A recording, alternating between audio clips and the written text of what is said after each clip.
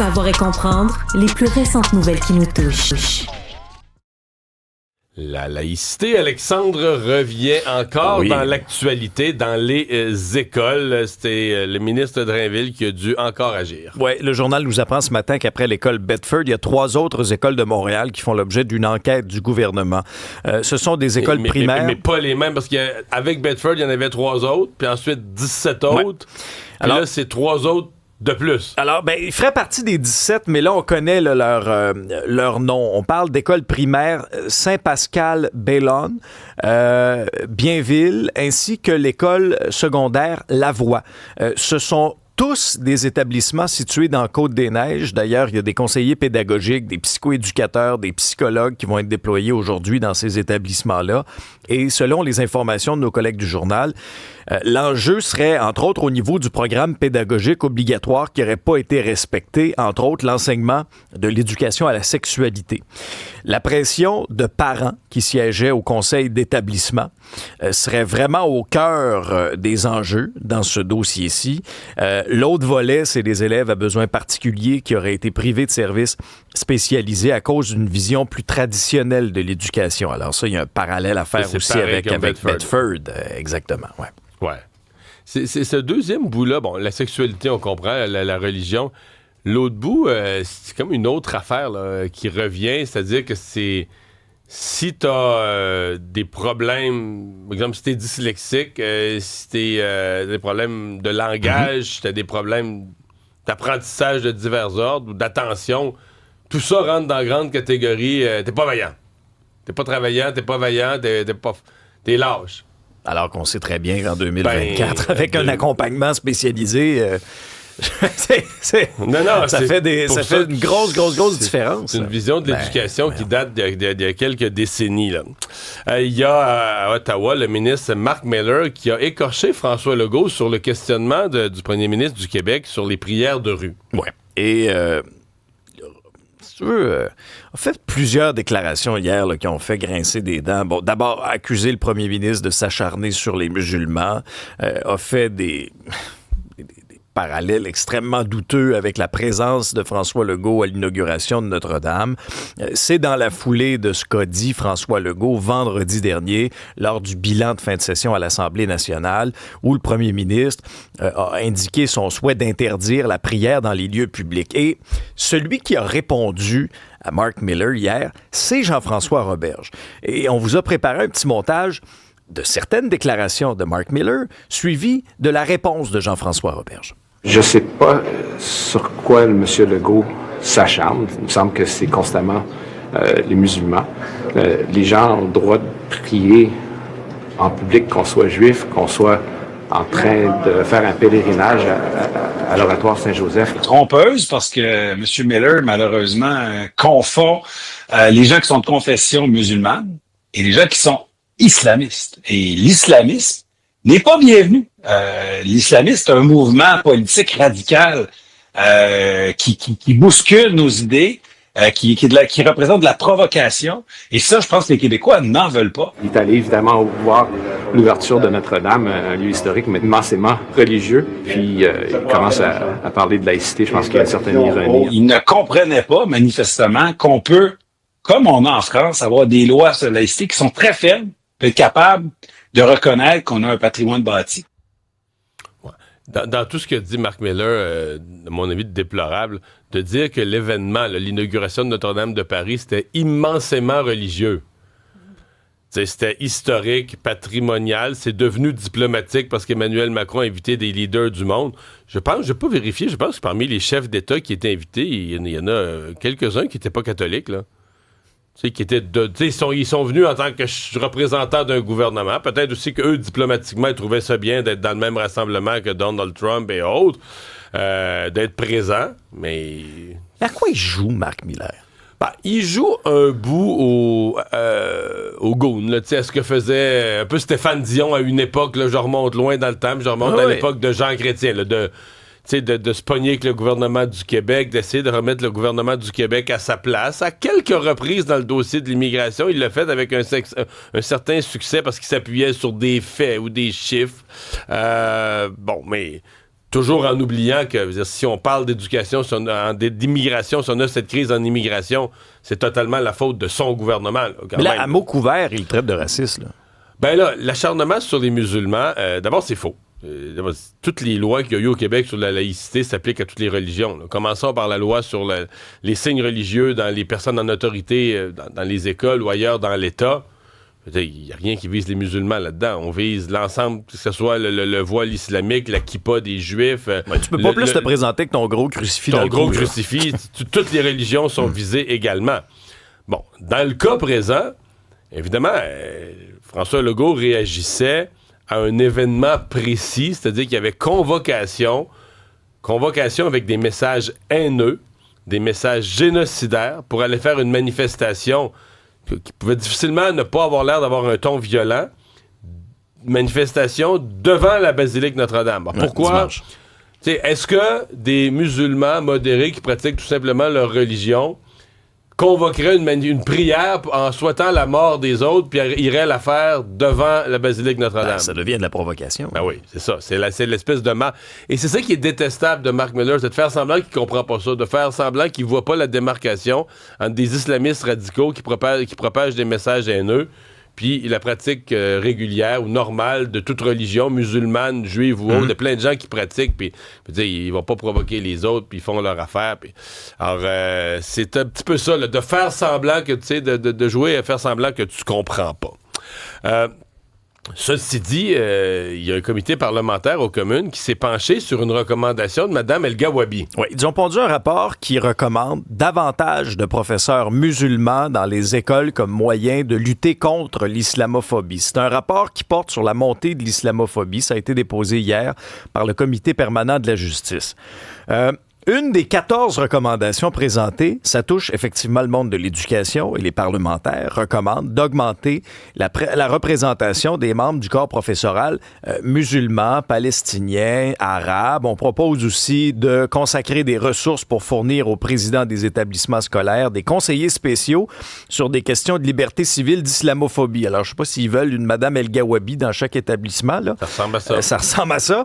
Et ça, on l'avait déjà entendu là, dans une lettre et on l'avait lu plutôt dans une lettre envoyée par Mme El Gawabi, qui est la commissaire du gouvernement fédéral sur l'islamophobie, aux directeurs et aux recteurs des cégeps et des universités. Ça avait fait grand bruit, ça, en août dernier. Mais ce que je comprends pas de ce comité parlementaire des communes, c'est qu'à la base, mettons que je suis pas d'accord avec leur solution, mais avant même la solution, il faut que tu identifies le problème. Eux identifient que sur les campus, parce qu'on parle du post-secondaire surtout, ils identifient que sur les campus, collégiaux, universitaires, il y a un problème d'islamophobie. Donc, les étudiants arabes ou musulmans seraient moins bien traités,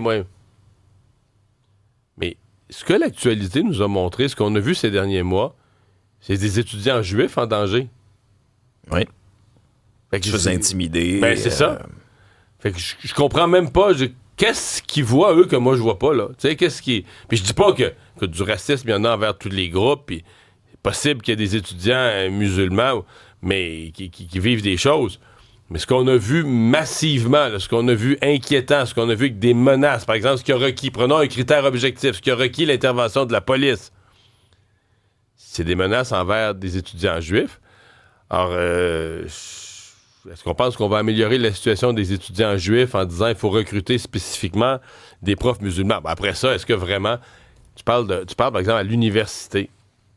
Donc, tu recrutes d'un département de physique nucléaire, d'économie, de mathématiques. Tu vas chercher des gens que tu considères des cerveaux assez bons pour faire évoluer la science, enseigner la science. Pas votre confession religieuse. Ben voilà. Est-ce que tu vas vraiment dire... Ah ben là, ça dépend de la religion. On a 4 mathématiciens, mais là, on va regarder on va leur demander. Toi, t'es catholique, ouais, toi, t'es musulman, pratiquant, pas pratiquant. On est vraiment rendu là en 2024. On va aller ausculter les gens sur leur confession religieuse et leurs pratiques, et non pas leurs travaux dans leur discipline, puis leur capacité, leur connaissance. Puis on va aller sur leurs convictions religieuses. Puis si t'en as 2 qui sont musulmans, tu dis, OK, mais il y en a un qui va quasiment jamais à la mosquée, l'autre, il est vraiment pratiquant, on va le favoriser. On va le favoriser. Ça n'a pas de bon. On est là. Il y en a plusieurs qui se sont opposés à ça. Le Bloc québécois a signé une lettre de dissidence. Le conservateur et lieutenant pour le Québec, Pierre Paulus aussi s'est exprimé contre les propositions de ce comité parlementaire. On va y revenir dans l'émission, d'ailleurs, avec le chef du Bloc. Une autre conséquence de la grève à Poste Canada. Oui, et c'est depuis plusieurs jours, ça fait un mois, là, jour pour jour aujourd'hui, 4 semaines de grève, et c'est le Devoir ce matin qui nous apprend qu'une autre victime collatérale de cette grève est le réseau de la santé. Pourquoi? Ben, c'est que le courrier est encore utilisé pour transmettre des résultats de prélèvement ou des tests de laboratoire. Quand les questions, par exemple, lorsque la clinique n'est pas dans le même CIUS en question, donc la correspondance se fait par la poste.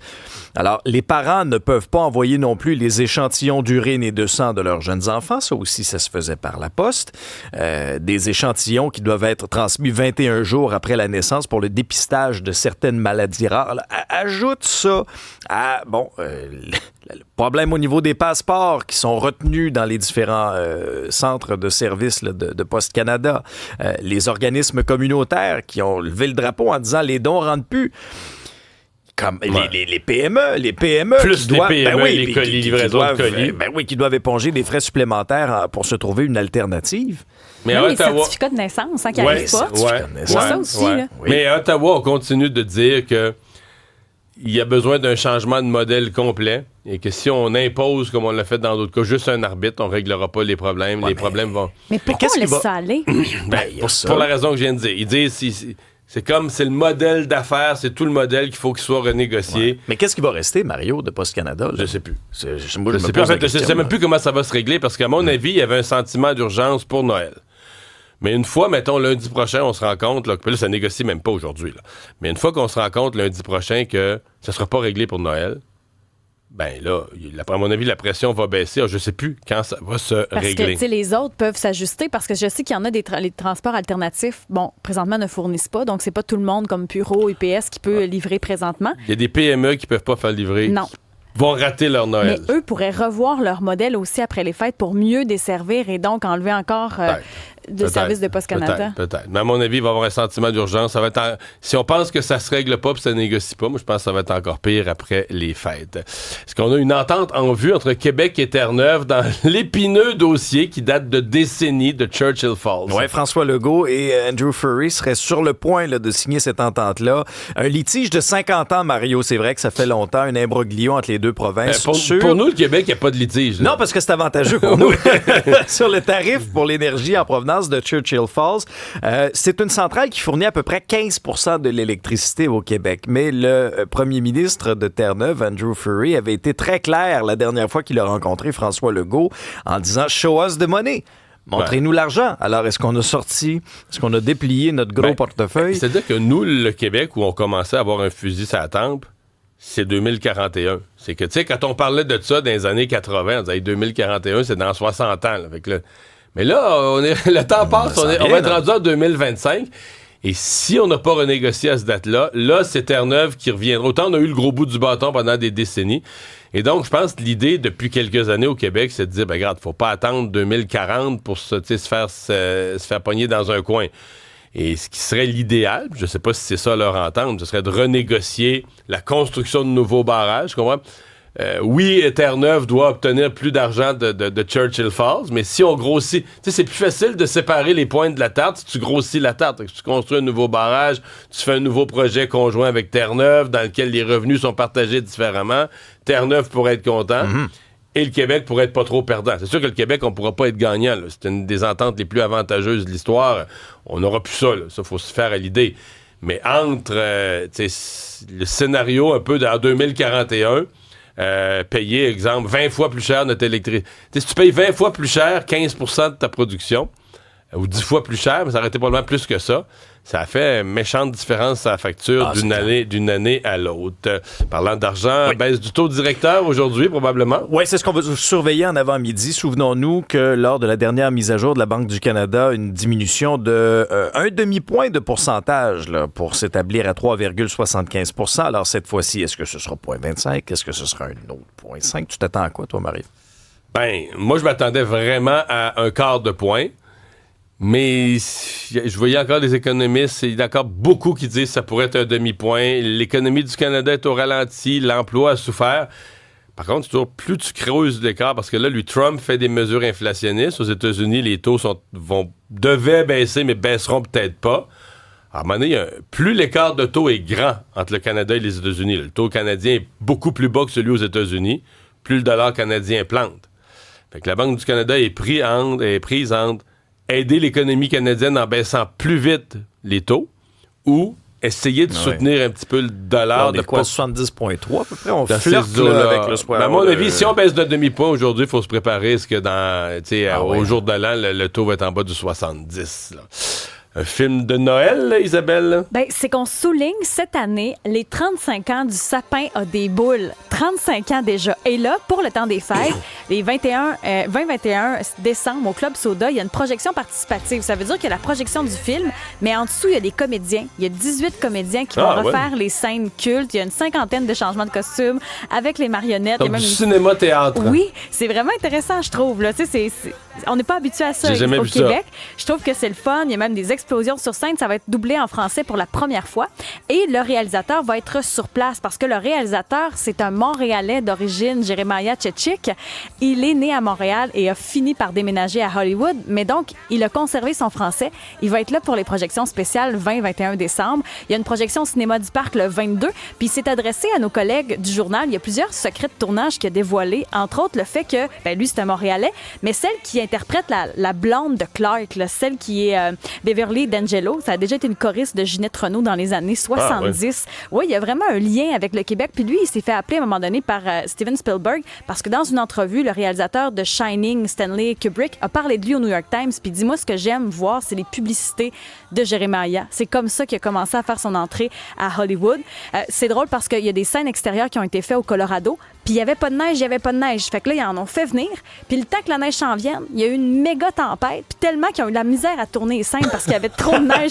Ça, c'est vraiment drôle. Et il y a une espèce de caméo. Si vous regardez le film dans le temps des fêtes, souvent, c'est présenté à Ciné-Cadeau. Peut-être que vous irez aux projections participatives. Mais il y a une espèce de phénomène à la Hitchcock. Quand il feuillette le magazine People de Chevy Chase, on voit le réalisateur dans la revue. Monsieur Chechik est là. Vous porterez attention à ce petit caméo en question. Je trouve ça vraiment chouette. C'est un tournage qui a été fait en Californie aussi, alors que ça se passe en banlieue de Chicago.